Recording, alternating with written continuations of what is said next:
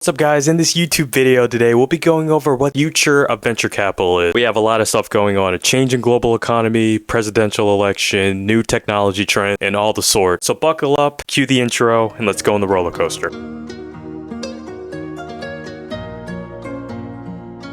Alright guys, we're going to discuss the future of the asset class known as venture capital. Things can seem bleak on the outside. There's a lot going on. It's not going to be bad, it's just going to be different. So let's start with some technology trends and then we'll get into all the other things. One of the things I'm noticing is that there's an AI standstill. There's no more product differentiation. Everybody's trying to make the next chatbot, and you have things like OpenAI that raised a $6.6 billion round that's kind of eating up the market share. So I do see AI integrations into other platforms doing well, but standalone AI kind of at the standstill. On the other token though, we have defense tech, which actually raised $3 billion so far in 2024, leading the way. And the reason for this, there's a big need. We have stuff going on in Ukraine, the sense of a more uneasy world, and the fact that defense funds are actually honing in on the dual use method, which is basically if you can prove your startup, right, has a civilian use and a use in the military, you could get awarded a contract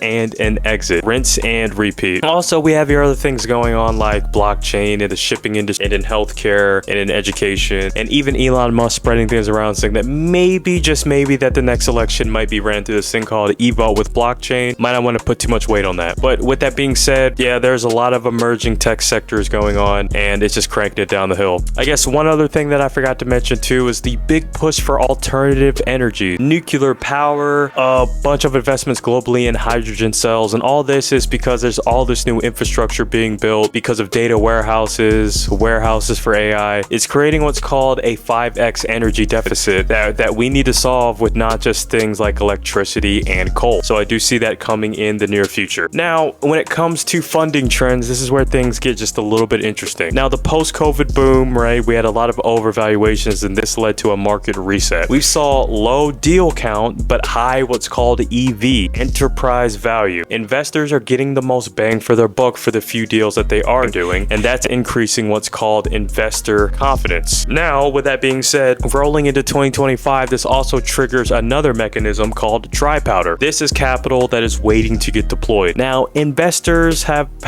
other investors that they call limited partners, and they have to do what's called a capital call in order to get the funding to invest in startup. These limited partners are being very cautious with their funds right now and kind of surveying the landscape. But as 2025 rolls around and the economic shifts change, then there's going to be an appetite to deploy this dry powder. So as a founder, I would highly recommend making those relationships early and doing all these other things, and that will lead to sort of a kind of Pax Romana when it comes to fundraising. And lastly, it's kind of worth mentioning now, but family offices and high net worth individuals are going to get directly in the venture capital game more and more. Traditionally, family offices are entities that normally have invested in emerging managers and general partners, but now they're just going to do standalone investing and adding startups to what's called their alternative portfolio. And they're going to add it to their other traditional investments like oil, energy, gas, and all these others. Also, the emergence of mega funds are just going to make a comeback again. So these trends are now favoring the more seasoned GPs, Fund 2, Fund 3, Fund 4,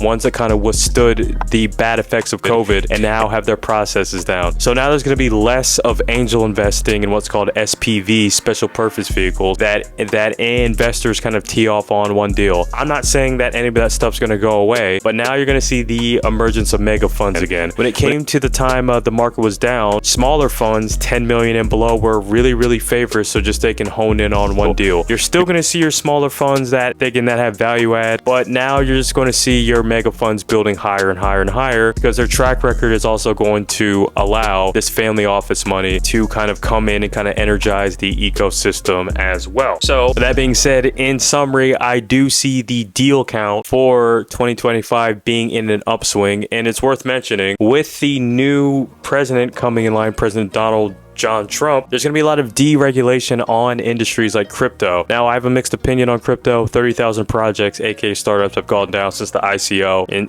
2017, but this might give the wiggle room for somebody to come up with something that is innovative in a space that still has a long way to go. And due to Elon Musk's Doge program, Department of Government Efficiency, he wants to add people like your Mark Andreessens and your John Lonsdale. And this presidency heavily favors Silicon Valley, which does set the pace for the rest of the country, including people looking to migrate to Central America. So guys, with that being said, hope you learned something in this episode, Future of Venture Capital. Subscribe to me. See you in the next